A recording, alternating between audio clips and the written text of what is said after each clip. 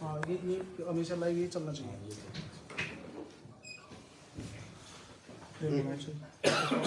Cut कर हाँ अब सही है। हाँ बढ़िया रेडी।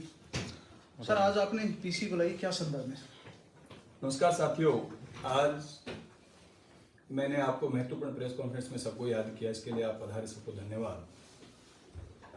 जिस तरीके से पिछले दिनों आपने एक वाकया सुना कि हमारे उदयपुरवाटी के विधायक सैनिक कल्याण मंत्री आदरणीय राजेंद्र गुढ़ा जी पे एक व्यक्ति द्वारा, दुर्गा सिंह जो नाम है जिनका, उनके द्वारा एक एफआईआर दी जाती है। और उस एफआईआर में उन्होंने आरोप लगाया कि उनका अपहरण करके मंत्री जी ले गए। इस मामले में मैंने आपको आज याद किया है कि किस तरीके से एक अच्छे राजनेता को कुछ लोगों के द्वारा, जो कि उनकी लोकप्रियता से बौखलाए हुए हैं, और वो उनको किसी मामले में फंसाना चाहते हैं। निश्चित रूप से मैं आपको पहले घटना के बारे में बताना चाहूंगा। उदयपुरवाटी की श्रीमती विमला कंवर, जिनका मंडावरा गांव है, उनकी 2 बेटियों की शादी थी, अभी जो होने वाली है 21 फरवरी। बिल्कुल गरीब महिला थी, उसने बड़ी मुश्किल से पैसा टका जोड़ के दुर्गा सिंह नाम के व्यक्ति को उन्होंने एक प्लॉट के लिए पैसा दिया, 3,84,000 रुपए। और उसने कहा कि भाई जब मेरी बेटियों की शादी होगी तो इस प्लॉट को बेच करके मैं अपनी बेटियों की शादी कर दूंगा। दुर्गा सिंह एक भूमाफिया है जिसके खिलाफ 420 के कई मुकदमा थानों में दर्ज हैं। तो महिला, भोली वाली महिला को उसने फंसा करके उस पैसे रख लिए। वो महिला 3-4 बार आदरणीय राजेंद्र गुढ़ा जी से मिली और उनको अपनी पीड़ा बताई। घटना के दिन वो सुबह उनके घर पे आई, 11 बजे राजेंद्र गुढ़ा जी से उनकी मुलाकात हुई तो उन्होंने बताया, रोने लगी महिला, और उसने कहा कि मैं मेरी बेटियों के साथ आत्महत्या करूं क्योंकि मेरे साथ अन्याय हुआ। जो पैसा मैंने मेरे जीवन में जोड़ा, उस पूरे पैसे को दुर्गा सिंह खा के बैठ गया। ना मेरा फोन नहीं उठा रहा, ना मुझे पैसा दे रहा, और झूठे प्लॉट के नाम पे मेरे से पैसे दे। दुर्गा सिंह चूंकि वहां कई घटनाएं कर चुका था उदयपुरवाटी में, उसके बाद वो नीमका थाना शिफ्ट हो गया, नई जगह पे नया मकान बना के रहने लग गया। गुढ़ा जी ने उनको फोन किया कि भाई आप इनके पैसे दो। उससे पहले उन्होंने सीकर एसपी को भी 2 बार फोन किया कि भाई इस महिला के साथ इस व्यक्ति ने अन्याय किया है, इसके पैसे हैं, गरीब महिला, ये कहां से बेचारी बेटियों की शादी करेगी। लेकिन सुनवाई नहीं हुई। वो खुद उस व्यक्ति, जब फोन नहीं उठा रहे थे तो खुद उस व्यक्ति से, दुर्गा सिंह से मिले राजेंद्र गुढ़ा जी उसके घर पे जाते हैं। चूंकि वो नई जगह बस चुका था, नई कॉलोनी थी, उसको लगा कि यहाँ अगर ये मंत्री जी बैठेंगे, बात करेंगे तो मेरी बातों का खुलासा हो जाएगा कि मैं किन बातों में लिप्त हूं। उसने कहा साहब मैं आपके साथ ही चलता हूं, चल करके वहीं अपन बात कर लेंगे। उन्हीं की सरकारी गाड़ी में बैठ के उनके फार्म हाउस पे वापस आ गए। वहां वो महिला भी थी। गुढ़ा जी ने उनके भाई को और गांव के 2-4 व्यक्ति को और बुलाया वहां फार्म हाउस पे कि भाई इस व्यक्ति ने इस महिला के साथ फ्रॉड किया है, ये गरीब महिला है, ये आत्महत्या करने पे मजबूर है, तो इसको कहो कि इसके पैसे लौटाए। उसके भाई, दुर्गा सिंह के भाई है विक्रम सिंह ने उस पैसे की उनको कहा, मंत्री जी आप ये पैसे दे दो, मैं आपको ये पैसे मैं लौटाऊं। मंत्री जी ने अपनी जेब से उस महिला को 3,84,000 रुपए उस समय दिए कि गरीब महिला है, बेटियों की शादी है, बेचारी कहां परेशान होगी। उनका आपको पैसे मैं दे रहा हूं, इनसे पैसे मैं ले लूंगा। उसके बाद वो सब लोग अपने अपने घर चले जाते हैं। अब इसमें कहां तो अपहरण हुआ, कहां उसको धमकी दी गई। आप देखिए, सरकारी गाड़ी से मंत्री खुद वहां जाते हैं। मंत्री जी तो मंत्री जी अगर अपहरण करने जाएंगे तो खुद जाएंगे क्या? सरकारी गाड़ी लेकर के जाएंगे क्या? उसके बाद जिस तरीके से राजेंद्र गुढ़ा जी ने उदयपुरवाटी में बड़ा किसान सम्मेलन किया, लगभग 50-60 हजार लोग उसमें जुटे, सचिन पायलट साहब उस सम्मेलन में आए। उनकी लोकप्रियता को देखते हुए, उनकी लोकप्रियता से घबरा करके कुछ लोगों ने उस व्यक्ति जिसने एफआईआर दर्ज कराई, दुर्गा सिंह, उसको जयपुर बुलाया जाता है। जयपुर बुला करके उसको मैनेज किया जाता है राजेंद्र गुढ़ा जी के खिलाफ एफआईआर दर्ज करवाने के। अब सरकार के मंत्री, राजस्थान सरकार के मंत्री के खिलाफ एफआईआर दर्ज होती है तो गृह मंत्रालय क्या कर रहा है? गृह मंत्रालय क्या कर रहा है? गृह मंत्रालय को पता नहीं एफआईआर किसके खिलाफ दर्ज हो रही है। वहां के संबंधित एसएचओ, एसपी, डीवाईएसपी, गृह मंत्रालय को सूचित नहीं किया उन लोगों ने। कि एक मंत्री के खिलाफ इस तरीके से झूठी एफआईआर दर्ज की जाती है, तो आम आदमी के खिलाफ इस तरीके से क्या हो रहा होगा? निश्चित रूप से यह जांच का विषय है कि दुर्गा सिंह जयपुर में किन किन लोगों से मिला, किन किन लोगों ने उसको प्रेशराइज किया, किन किन लोगों ने उसको मैनेज किया कि राजेंद्र गुडा के खिलाफ एफआईआर दर्ज कराई जाए। ये बड़े शर्म की बात है हम लोगों के लिए कि हमारी सरकार का मंत्री, एक दबंग आदमी जिसने 2 बार हमारी सरकार की मदद की, 2008 में बीएसपी से जीत करके आए, हमारी सरकार को सुचारू चलाने के लिए जब हम 96 पे आगे थे, एक 6 एमएलए को मर्ज करा करके और हम 5 साल तक हमारी सरकार चलवाई। फिर 2018 में दोबारा बीएसपी से जीत के आए और जीत करके फिर हमारी सरकार को बचाने का काम किया और फिर 6 एमएलए कांग्रेस में मर्ज कराए। जो व्यक्ति खुद की ताकत के ऊपर एक बार खुद के भाई को एमएलए बनाया, 2 बार खुद एमएलए बने, 4 में से 3 चुनाव जीते विधानसभा के, बिना जाति के समीकरण के, बिना पार्टियों के। ऐसे मजबूत व्यक्ति को कौन कमजोर करने का काम कर रहा है, ये जांच का विषय। लेकिन सर आपकी बात से एक बात निकल के आई है कि एक बदमाश किस्म का जो व्यक्ति है दुर्ग सिंह, जैसा कि आप बता रहे हैं, उसने एक रिपोर्ट दी और रिपोर्ट दर्ज भी हो गई, न तो उसको जांच में रखा गया, ना मंत्री महोदय से पूछा गया। तो इसके पीछे किसकी साजिश हो सकती है, किसका हाथ है? मैं वही बताना चाह रहा हूं आपको कि जिस तरीके से सरकार के मंत्री के खिलाफ आम आदमी एफआईआर लेके घूम रहा है, उसकी एफआईआर दर्ज नहीं होती। सरकार के मंत्री के खिलाफ जिस त्वरित गति से एफआईआर दर्ज होती है, तुरंत प्रभाव से, चूंकि क्या एमएलए की जांच सीआईडी करती है, सीआईडी में तुरंत फाइल जाती है, उसपे जांच शुरू हो जाती है। तो निश्चित रूप से यह जांच का विषय है कि जो व्यक्ति फ्रॉड है, जिसने फ्रॉड किया है, जो 420 की जिसपे मुकदमे दर्ज है, जिसने एक महिला के साथ फ्रॉड किया है, उस व्यक्ति को कौन बना दे रहा है और कौन ऐसे व्यक्ति को फंसाना चाह रहा है जिसने अपनी ताकत से, जनता के प्यार से, जनता के दुलार से 3 बार विधानसभा चुनाव जीतने का काम किया। और निश्चित रूप से मैं आपको बताना चाहूंगा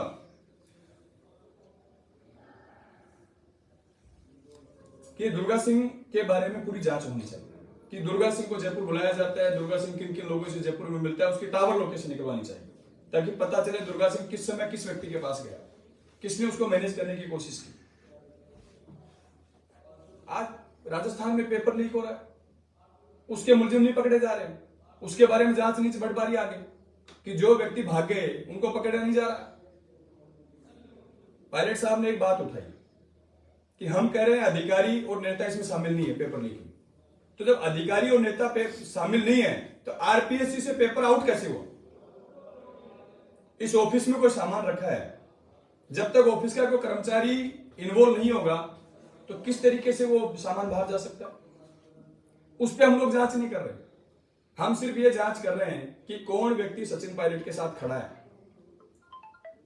कौन व्यक्ति सचिन पायलट के साथ राजस्थान के कांग्रेस को मजबूत करने की बात कर रहा है, कौन व्यक्ति सचिन पायलट जी के साथ राजस्थान में दौरे कर रहे हैं, कौन व्यक्ति कांग्रेस को वापस सरकार बनाने की बात कर रहे हैं कि हम लोग वापस कांग्रेस की सरकार बनाना चाहते हैं, किस तरीके से बनाना चाहते हैं, उन लोगों को टारगेट करने का काम किया जा रहा है। क्योंकि जिस तरीके का बड़ा किसान सम्मेलन हुड्डा जी ने किया और उसके बाद तुरंत प्रभाव से उनको घेरने की जिस तरीके से रणनीति अपनाई गई, ये गलत परिपाटी। तो देशतापूर्ण कार्रवाई सर आप जैसे देशतापूर्ण कार्रवाई निश्चित रूप से एक सरकार के मंत्री के खिलाफ एफआईआर दर्ज होती है बिना जांच किए, उस व्यक्ति के द्वारा करवाई जाती है जिसका कोई खुद का पता नहीं, जिसके खिलाफ खुद के खिलाफ 420 के मुकदमे दर्ज है। तो सर ये तो आप गृह मंत्रालय पे सवाल खड़ा कर रहे हैं। बिल्कुल, मैं गृह मंत्रालय पे सवाल खड़ा करना चाह रहा हूं कि जो गृह मंत्रालय पेपर माफिया को नहीं पकड़ पा रहा, भू माफिया को नहीं पकड़ पा रहा, और वो सरकार के एक संजीदा मंत्री जो अपनी ताकत के बल पे, जनता के प्यार से, जनता के दुलार से 3 बार विधायक बनकर के आए उदयपुर वाटी से, उस व्यक्ति को फंसाने के लिए इस तरीके के मुकदमे दर्ज करने का काम किया जा रहा है, जिसका हम सब लोग विरोध करेंगे। और आने वाले समय में जनता के बीच में जाके भी अगर विरोध करना पड़े तो वो भी विरोध करने का काम करेंगे अगर किसी के खिलाफ अन्याय हुआ।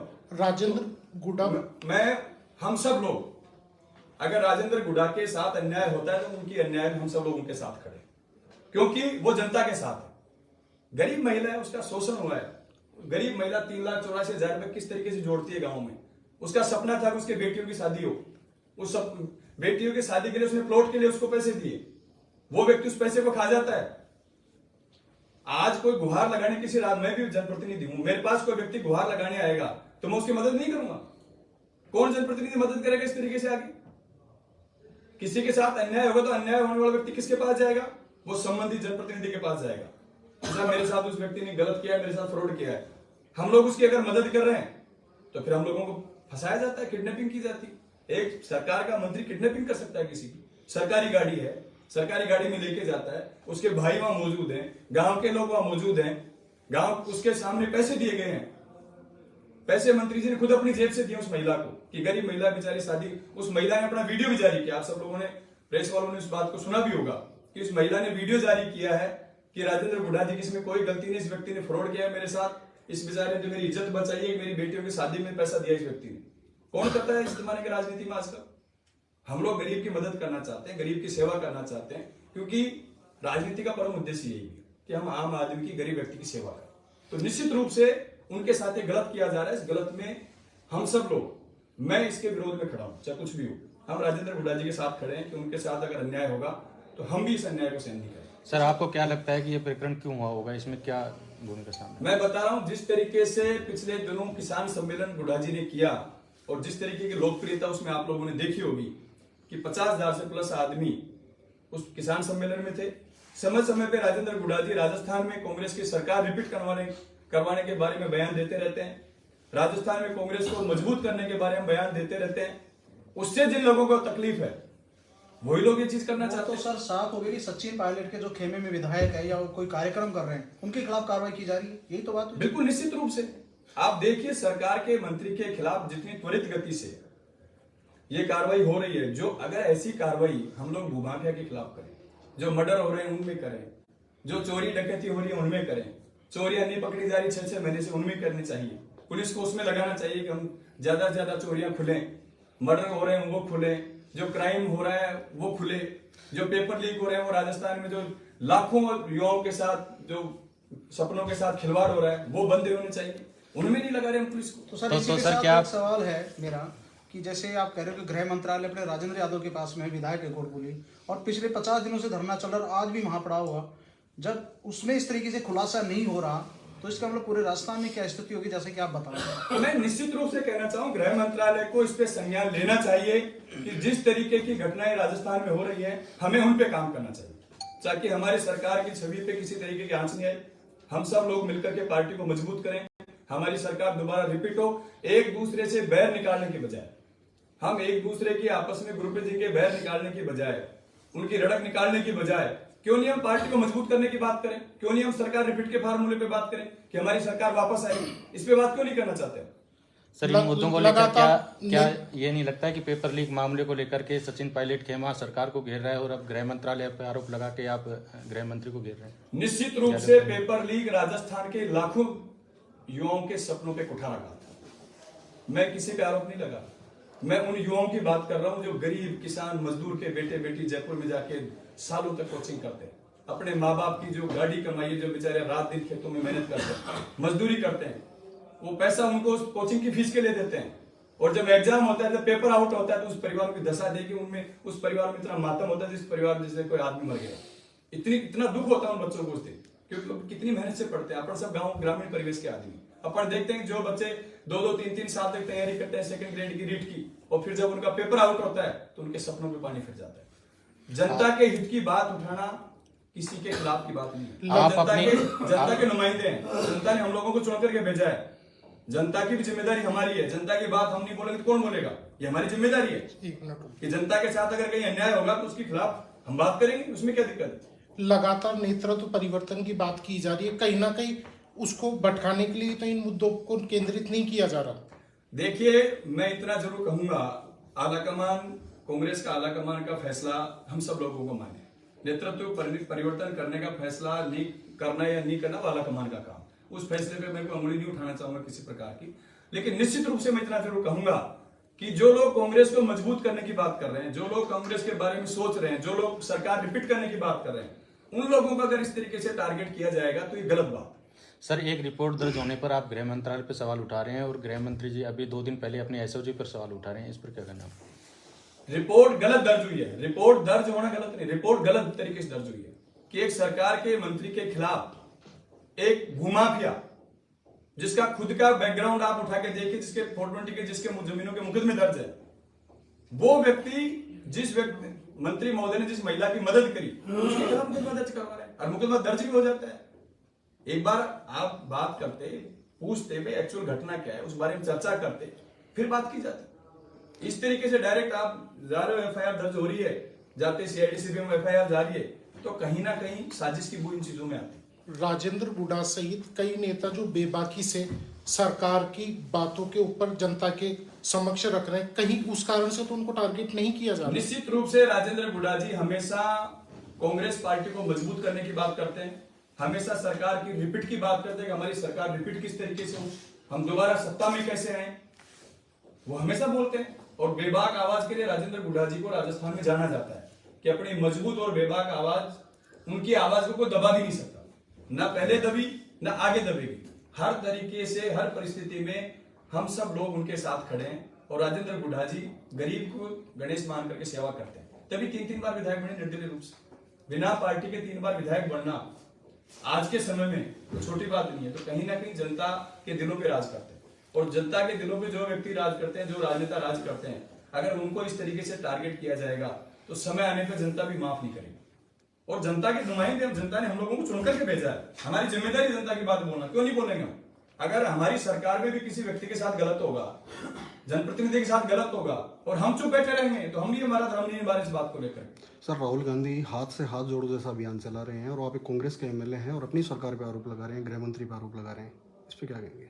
देखिए, राहुल गांधी जी ने पूरे देश में भारत जोड़ो यात्रा निकाली है और भारत जोड़ो यात्रा के माध्यम से कांग्रेस पार्टी को मजबूत करने का काम किया जा रहा है। लेकिन जिस तरीके से सरकार के मंत्री के खिलाफ जिस तरीके की घटना हुई, उनके खिलाफ एफआईआर दर्ज हुई, अगर उसमें हम चुप बैठे तो हम भी उस दोष के भागी। जनता की आवाज उठाना भी हमारा धर्म है, पार्टी के हम सिपाही हैं, लेकिन अगर जनता किसी आदमी के साथ गलत होता है और गलत को अगर हम देख रहे हैं तो हम भी दोषी हैं। हम लोगों को सच्चाई बोलनी पड़ेगी, पार्टी की बात अगर कहीं कमजोरी है तो वो भी बतानी पड़ेगी, अच्छाई है तो वो भी बतानी पड़ेगी।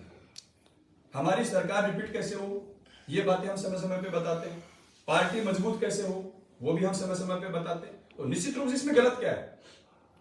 सर डेमोक्रेसी हमारी पार्टी में, अगर हम लोग हमारी बात नहीं कहेंगे तो फिर कौन कहेगा? सर, आपके पड़ोसी विधानसभा क्षेत्र में 50 दिन से धरना लगातार चल रहा है, गृह मंत्री का क्षेत्र है, लेकिन सरकार की तरफ से अभी तक किसी भी जनप्रतिनिधि या अधिकारी ने जाकर उनकी सुध नहीं ली है। देखो, मुझे इस घटना की जानकारी नहीं है, समाचार पत्रों के माध्यम से मैंने पढ़ा है और निश्चित रूप से राजेंद्र यादव जी वहाँ के विधायक हैं, संजीदा व्यक्ति हैं और मुझे लगता है इस मामले में निश्चित रूप से कार्रवाई करें। Thank you. धन्यवाद। बहुत लंबा